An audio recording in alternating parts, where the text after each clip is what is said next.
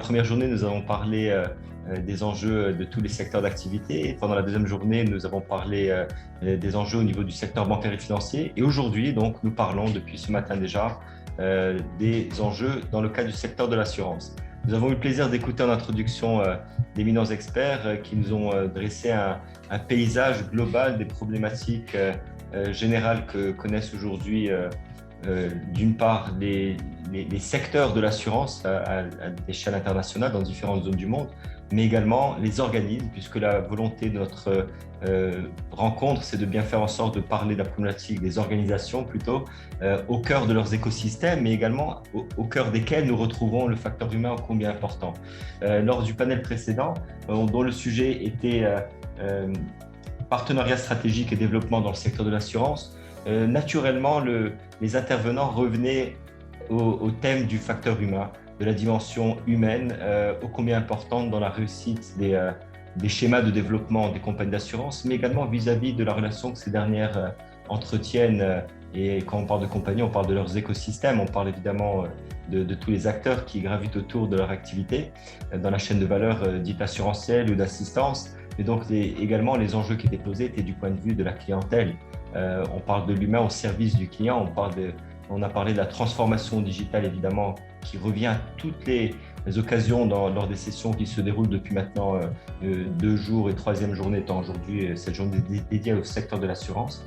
Pour pouvoir aller au fond de cette problématique qui est spécifique aux enjeux de compétences, à la finalité de ce qu'est notre thème principal et central pour cet événement, nous avons le grand honneur, le grand plaisir d'accueillir quelqu'un qui m'est très cher. Norbert Girard, comment allez-vous?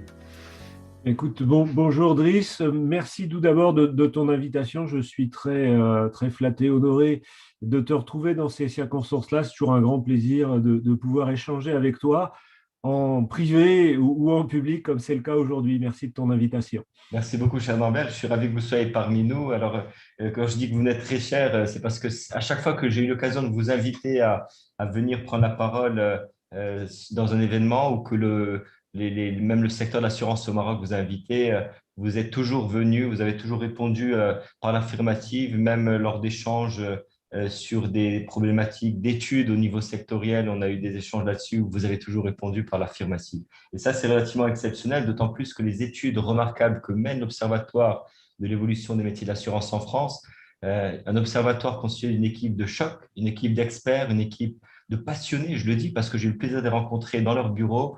J'ai le plaisir aussi, comme certains d'entre vous, de voir la qualité exceptionnelle de leurs études. Alors, pas que des études quantitatives et qualitatives sont menées par l'Observatoire, pas uniquement ce genre d'études, mais également des études dites prospectives qui projettent une vision future des enjeux du secteur de l'assurance par l'écoute de plus de 200 000 salariés au niveau de toute une profession en France. Et on retrouve beaucoup d'effets de corollaires entre ce que nous vivons dans la partie sud du monde, au sud de la Méditerranée, de ce que vous pouvez analyser au nord de la Méditerranée. Finalement, ce que je vous demanderai de faire, mon cher Norbert, dans un propos introductif, en faisant un état des lieux sur ce qui a changé depuis cette transition que vit l'humanité depuis quelques mois, depuis plus d'une année, pour ensuite arriver vraiment au cœur de votre intervention, où vous allez nous parler avec brio, comme d'habitude, j'en ai aucun doute. Hein, je vous donne vraiment ce son déjà de cette musique pour accompagner votre prestation, votre performance,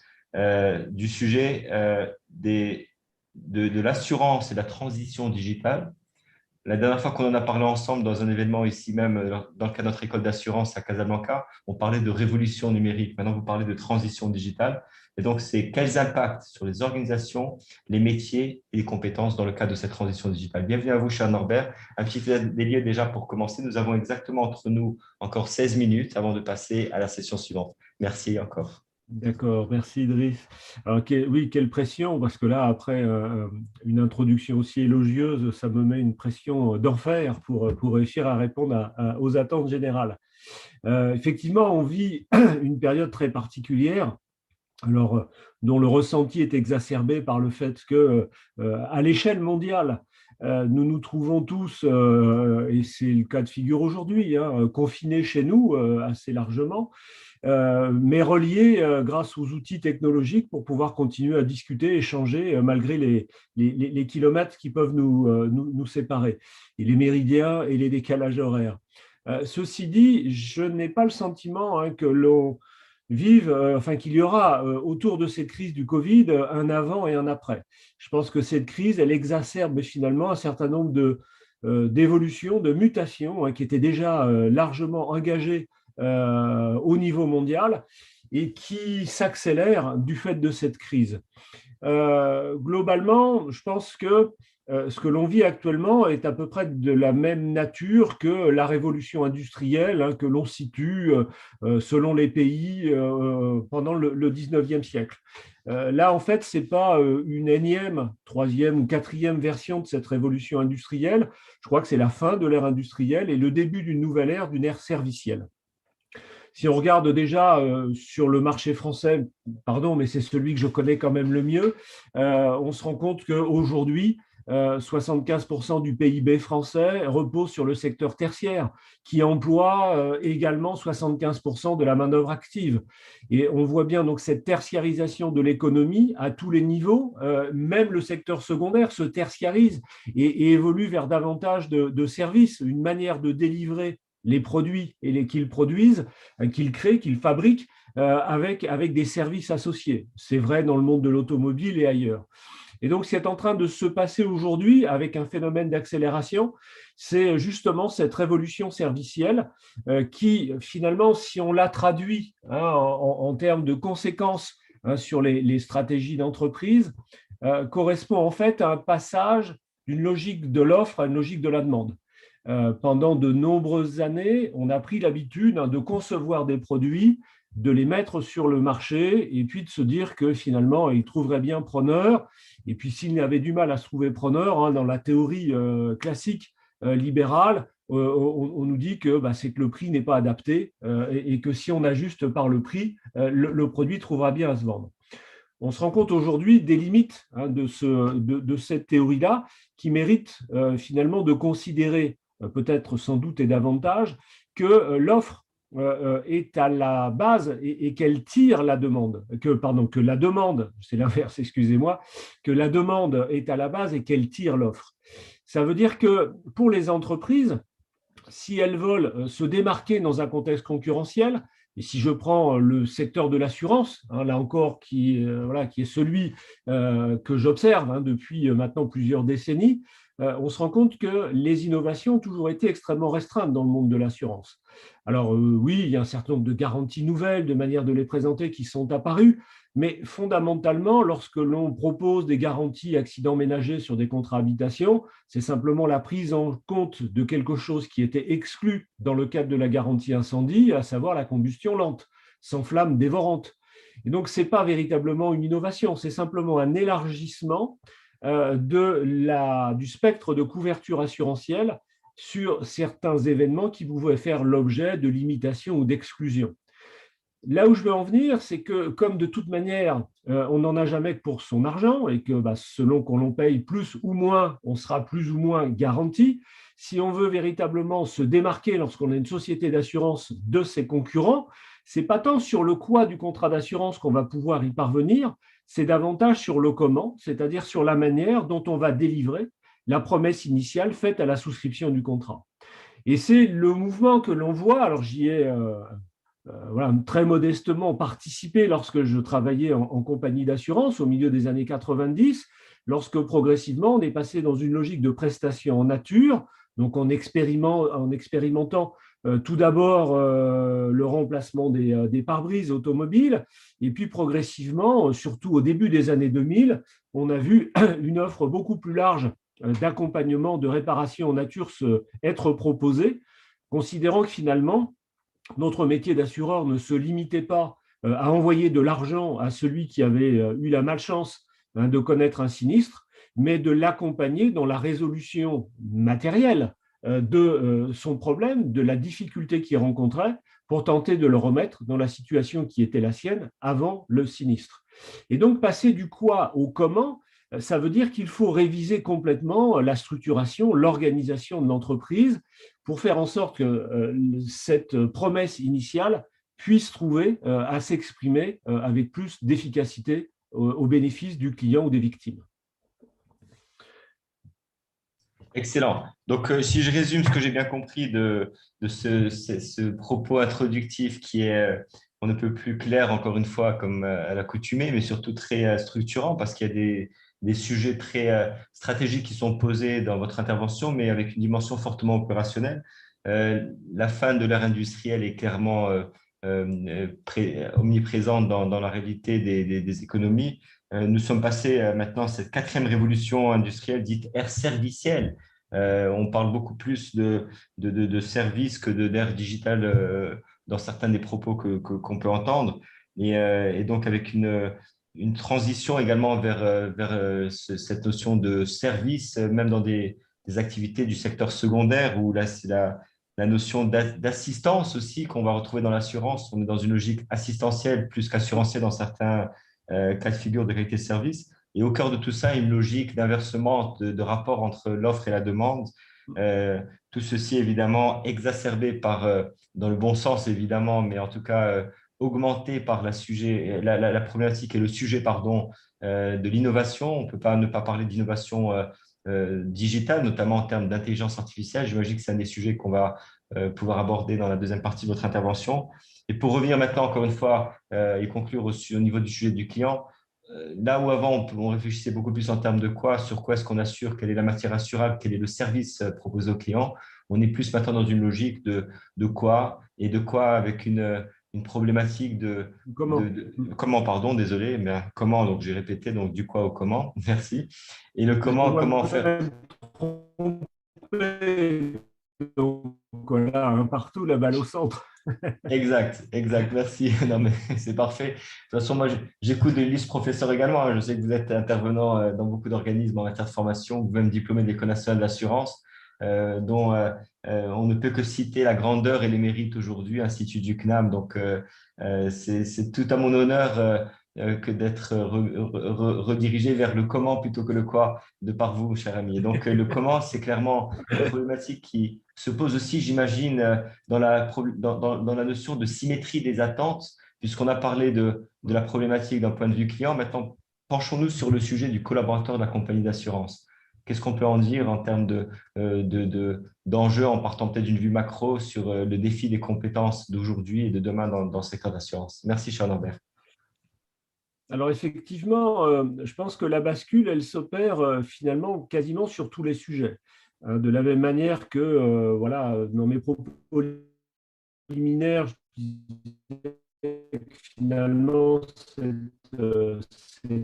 logique de Vous révolution avez un souci de connexion. servicielle, Vous avez un souci de c'est connexion. passer d'une logique de l'offre à une logique de la demande.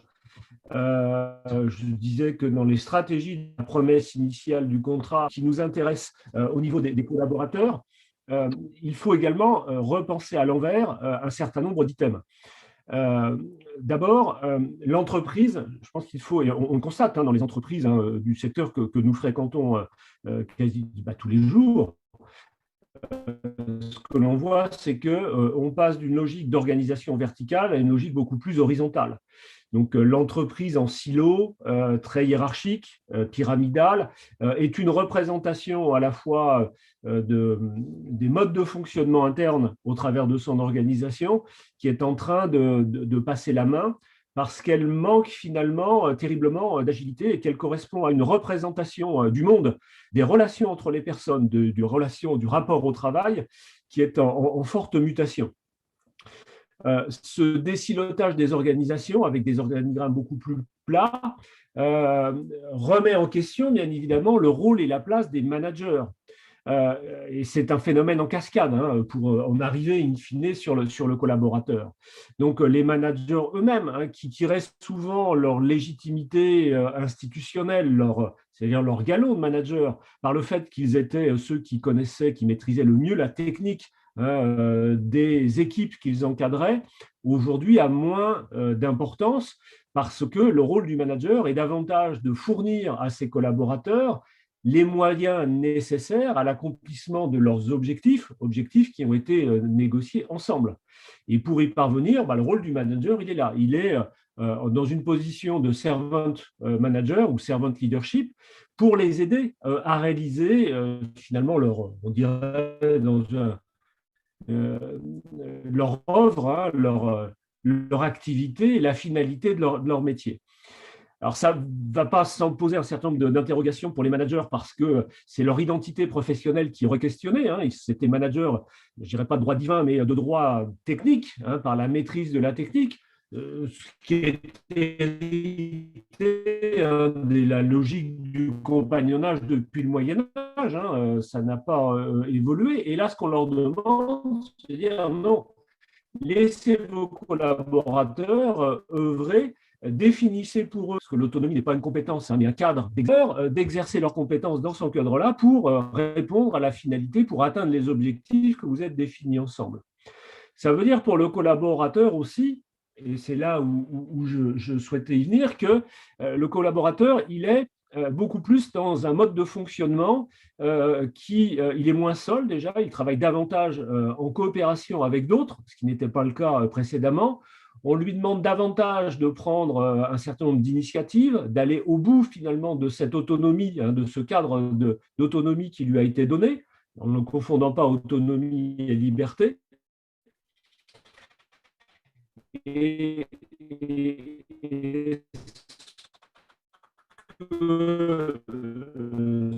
ça va générer derrière pour lui, ça va être bien évidemment de mettre en œuvre un certain nombre de compétences.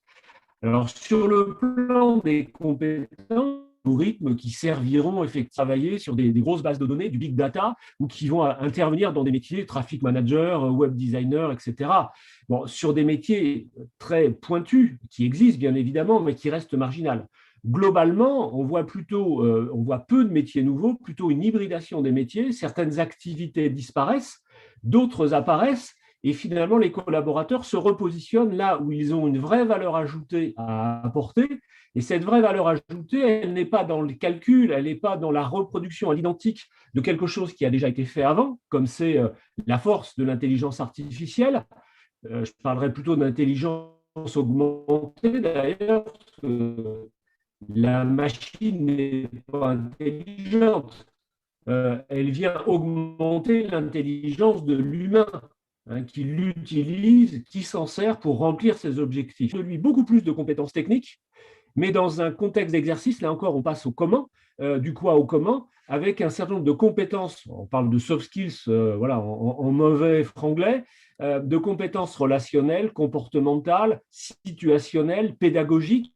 Ce sont ces compétences-là qui viennent s'articuler avec des compétences techniques dont le niveau est en hausse et qui vont lui permettre de satisfaire les objectifs qu'on attend de lui. Donc, je pense que la révolution, elle est là. Elle renforce le niveau technique des collaborateurs et elle renforce leur importance dans la qualité d'une relation interpersonnelle. Excellent. Quelle précision une fois de plus. Donc, ce qu'on peut retenir vraiment, c'est une nouvelle dynamique dans les relations entre les humains au sein des organisations dans le secteur de l'assurance, avec un manager qui aujourd'hui doit être plus un manager qui accompagne, qui a la bonne posture vis-à-vis de ses collaborateurs. Les 2 derniers jours, on a beaucoup parlé de bienveillance, on a parlé même de pouvoir bien intégrer des relations d'humanité dans les rapports de travail.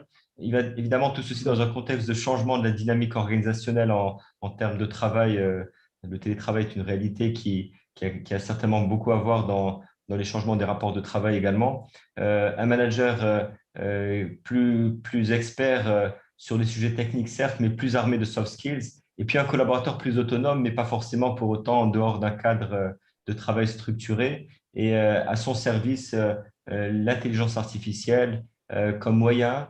Et on parle plus d'intelligence augmentée. Donc, il y a vraiment un enjeu. Et en termes de compétences, j'entends bien que le chantier dans la formation est très large, mais il est important de garder à l'esprit que cette transition digitale, cher Norbert, de ce que j'ai bien compris, n'induit pas forcément une création massive de nouveaux métiers ou de nouveaux postes de travail dans les domaines du digital. Simplement, quand on regarde de très près, il n'y a pas tant de personnes qui travaillent dans les métiers purs digital, on va le dire, mais ce qui se passe concrètement, c'est que les approches de travail sont transformées, les compétences à acquérir sont nouvelles, justement, de par cette transition digitale. Merci infiniment, cher Norbert, pour ce temps d'intervention excessivement pertinent, comme d'habitude, et puis très succinct pour cet éclairage. Et évidemment, j'invite toute personne qui nous écoute à se rendre sur l'Observatoire de l'évolution des métiers d'assurance, OEMA, je pense, .fr, je pense sous votre contrôle, pour .org.